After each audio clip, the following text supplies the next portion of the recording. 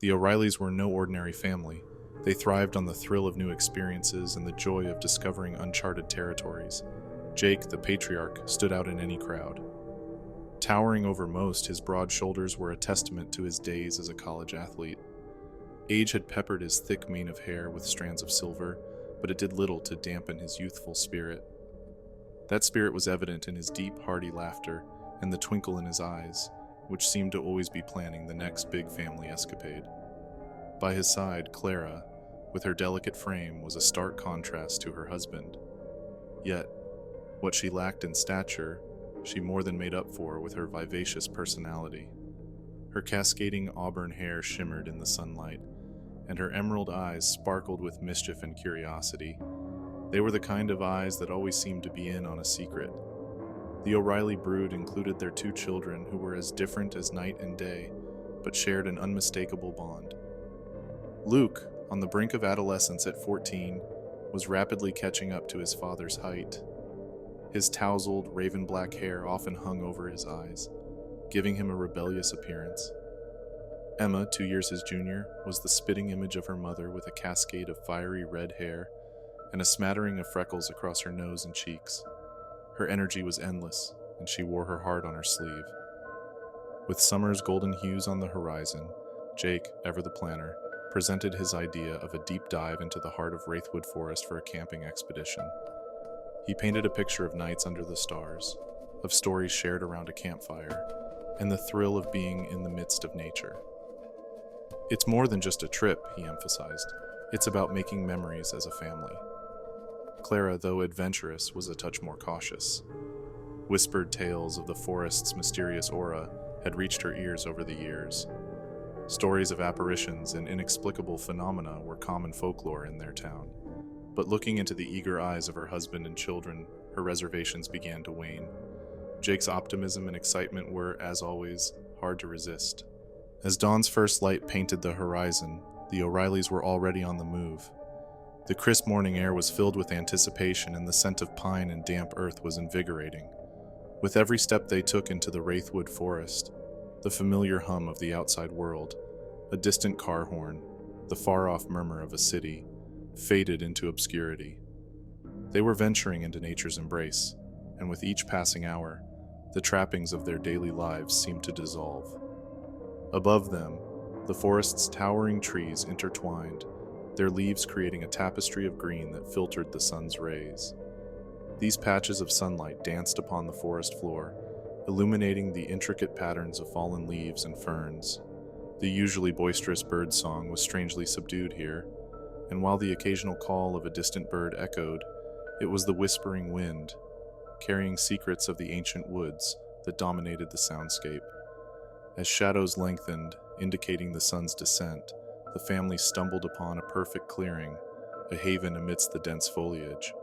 Encircled by tall trees, it seemed like a secret pocket in the forest, waiting just for them. Jake and Luke, working in tandem, began setting up their tents, the canvas rustling and snapping as they secured it. On the other side of the clearing, Clara and Emma, with woven baskets in hand, foraged for twigs, branches, and logs, their laughter echoing as they playfully competed to gather the most firewood. When night blanketed the forest, the clearing was transformed. The campfire, once just a spark, roared to life, casting an amber hue on their faces and creating shadows that danced on the tents. The flames crackled and popped, and its warmth was a comforting contrast to the cool air. Around this fiery heart of the camp, the family gathered. With marshmallows skewered on sticks, they roasted them to golden perfection, the sweet aroma mingling with the woodsy scent. As the night deepened, tales of old adventures and dreams of new ones flowed, the magic of the forest and the fire weaving them closer together than ever before. The night had an oppressive quality to it, with the inky darkness intensified by the absence of the moon. The only light came from the dying embers of their campfire, which flickered and cast an intermittent, feeble glow over the clearing. Beyond the orange ring of their campsite, the forest seemed like an abyss, a place where light itself was swallowed whole. The usual nocturnal sounds of crickets chirping or an owl hooting were oddly absent, replaced by an almost deafening silence.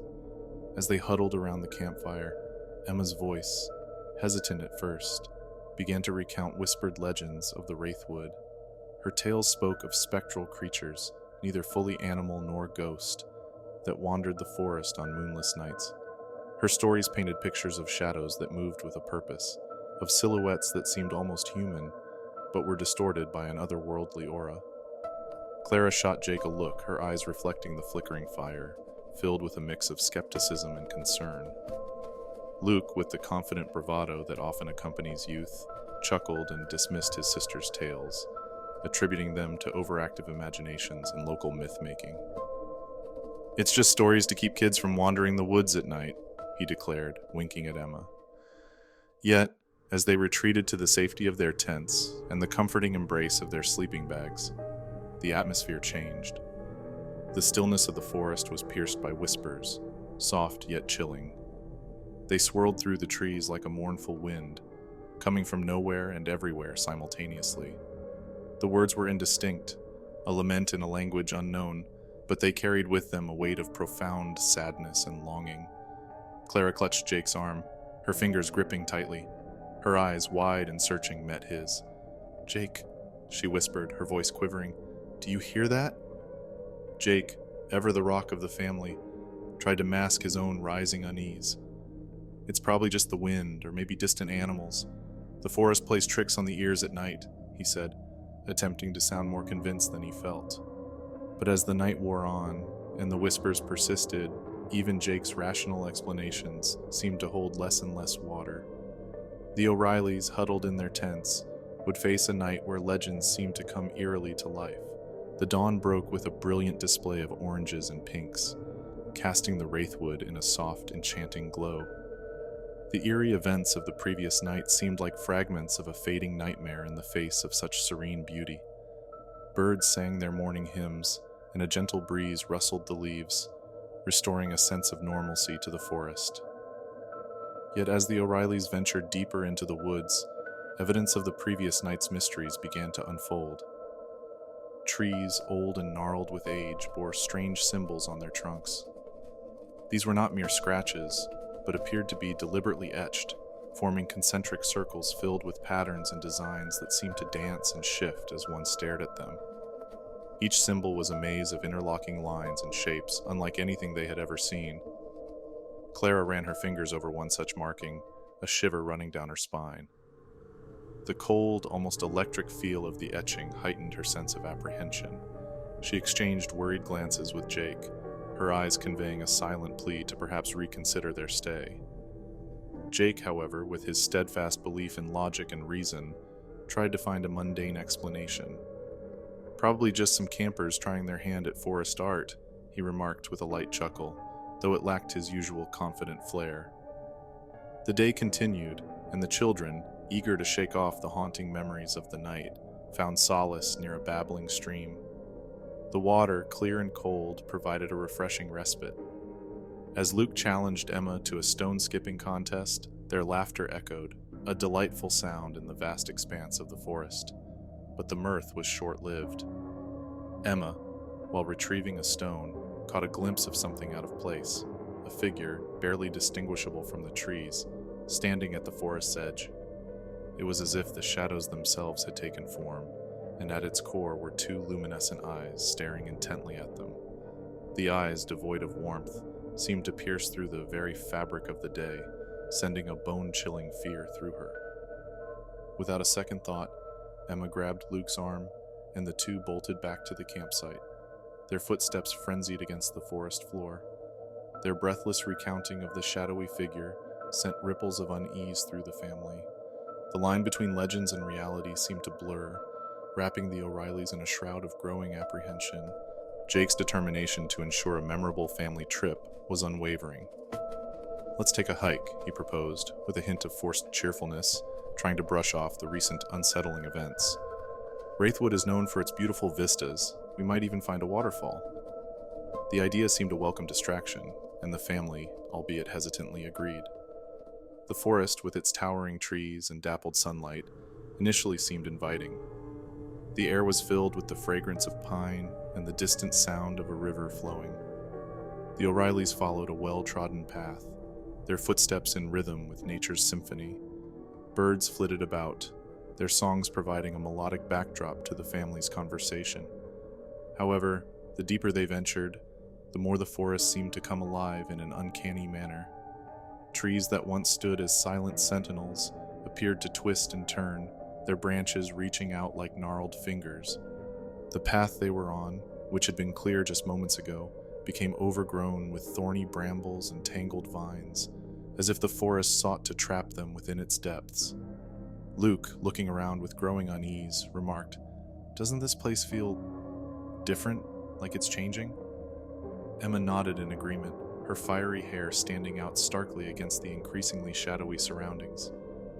Hours seemed to pass, and with a growing sense of dread, the family realized they had been walking in circles. Landmarks they recognized loomed again and again in their path. Clara's mischief-filled eyes now shimmered with tears, the weight of their situation becoming all too real. Miraculously, as twilight approached, they stumbled upon their campsite. But the relief was short-lived. The once organized camp was in disarray. Tents toppled, food supplies strewn about, and their belongings scattered as if caught in a whirlwind. Most disturbingly, surrounding their now cold campfire, were the same cryptic symbols that they had seen on the trees. They were etched deep into the ground, forming a circle, as though marking a boundary, or perhaps a ritual site. Silently, the family huddled together, the reality of their situation pressing heavily upon them. The once alluring idea of camping in Wraithwood had turned into a haunting nightmare. As the night enveloped the forest, they made a unanimous decision. Wraithwood's eerie mysteries were best left unexplored. They would pack up and leave at the first light of dawn, hoping to put this chilling adventure behind them. The canopy of Wraithwood grew denser as night cloaked the forest, allowing only faint shards of starlight to penetrate through. The ambient noises of the night, usually a soothing cacophony of crickets chirping and the rustling of leaves, were overtaken by those haunting whispers.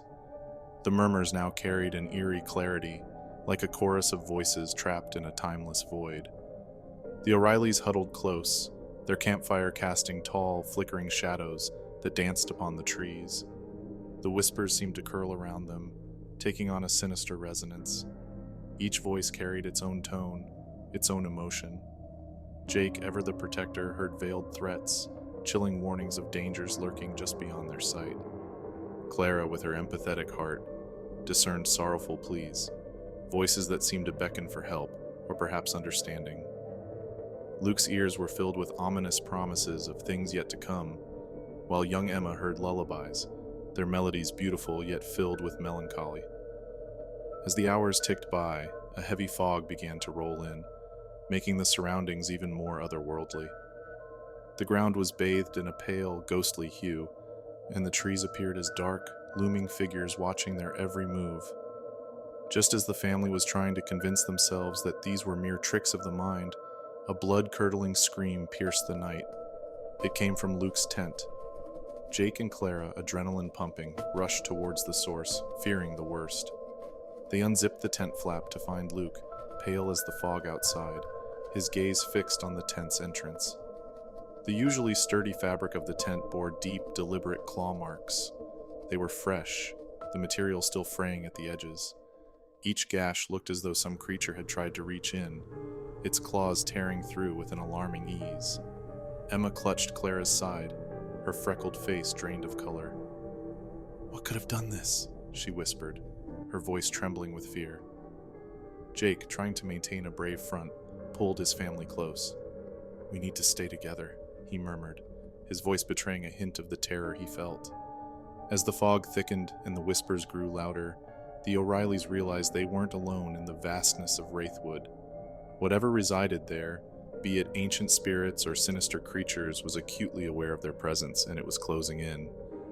The chilling atmosphere of Wraithwood seemed to thicken with each passing moment. The once inviting campfire now felt like their only barrier against the looming darkness that pressed in from all sides.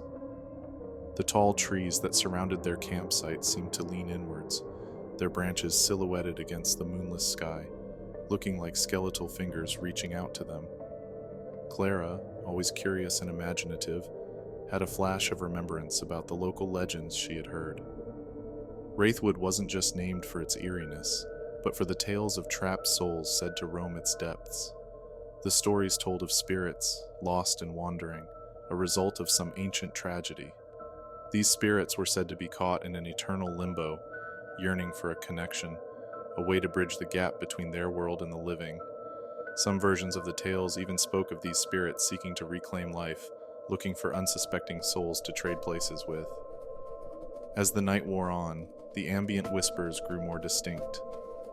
Among the cacophony, a singular voice began to rise above the rest. It sang a haunting lullaby, the notes echoing with a sadness that tugged at the heart. Clara recognized it immediately, a song her grandmother used to sing to her when she was a child. The memories associated with the tune made her heart ache, and she felt an overwhelming urge to follow the voice, to find its source. Entranced, Clara began to move towards the sound, her feet barely touching the ground, her eyes glazed and distant. The campfire's light grew dimmer with each step she took, the shadows deepening and the air growing colder. It was as if the forest itself was urging her on, guiding her towards the voice. Suddenly, a strong hand gripped her arm, pulling her back to reality. It was Jake, his face etched with concern and fear. "Clara, don't!" he exclaimed, his voice filled with urgency. "We mustn't let it lure us. We have to stay grounded.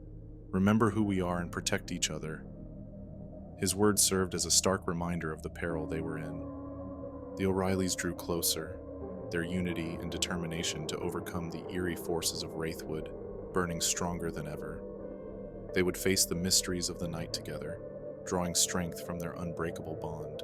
With the eerie occurrences at the campsite, it became clear to the O'Reillys that the tents, once a symbol of shelter and comfort, were now mere fabric against the unseen forces surrounding them.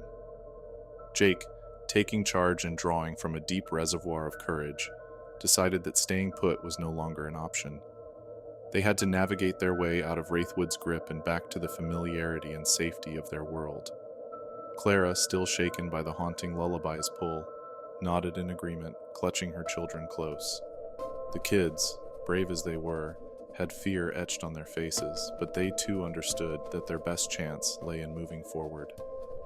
As they trudged through the dense underbrush, their torches cast long, flickering shadows that danced and merged with the natural darkness of the forest. Every rustle, every distant hoot of an owl seemed amplified, making them jump at every sound. The whispers that had once seemed distant now surrounded them, filling the air with an unsettling chorus that seemed to rise and fall with their breaths. The voices were no longer just murmurs, but distinct entreaties, begging, pleading, and sometimes even demanding. In this heightened state of alertness, Emma, her fiery red hair bobbing with every step and her freckled face pale in the torchlight, stumbled over something hard buried beneath a thick layer of fallen leaves. She let out a small cry, drawing the family's attention. Kneeling down, Jake brushed away the dirt and leaves to reveal a leather-bound book, its cover aged and worn, but still exuding an aura of significance. Its pages, yellowed with time, were filled with elegantly penned writings and detailed sketches. Curiosity momentarily replacing their fear, the family gathered around the diary. The pages spoke of ancient rituals, the balance between life and death, and most prominently, about the guardians of Wraithwood. These guardians, as per the diary, were once mortal beings who, due to certain transgressions or tragedies, became tethered to the forest. Over centuries, they transformed into spirits, their human forms fading away, leaving only their essence behind. They became protectors of the forest, but at the same time yearned for release from their eternal duty. The diary hinted at the possibility that these guardians could find peace if they were acknowledged and understood. If the living could empathize with their tales of sorrow and woe, the spirits might find solace and finally move on. This revelation presented the O'Reillys with a glimmer of hope. Perhaps their way out wasn't just through the physical maze of trees and paths, but by understanding and connecting with the spirits that inhabited this haunting yet beautiful expanse of Wraithwood. The pages of the diary, though aged and brittle, were remarkably clear, Each word seemed to have been penned with great care, as if the writer knew the importance of the information he was imparting. The instructions detailed a specific ritual, one that had been used for generations to communicate with and appease the spirits of Wraithwood. Jake carefully read aloud, "To offer peace to the Guardians, one must willingly part with a possession of deep personal significance, a link to the world outside these woods." Clara reached into her pocket and produced a small silver locket, passed down through generations in her family. Inside, it held a photo of her ancestors, a testament to a lineage of strong, resilient women. She clutched it to her chest momentarily, taking a deep breath before placing it at the center of a circle they had drawn on the forest floor. With the locket in place, the family joined hands, forming an unbroken ring around it. Luke, with a shaky voice, began reciting the ancient words from the diary. "Guardians of the old, spirits of the wood, we recognize your plight and offer this token in good faith. May our worlds find harmony, and may you find the peace you seek." The forest seemed to hold its breath as the last word left Luke's lips. For a tense moment, there was complete silence. Then slowly, the air began to shift.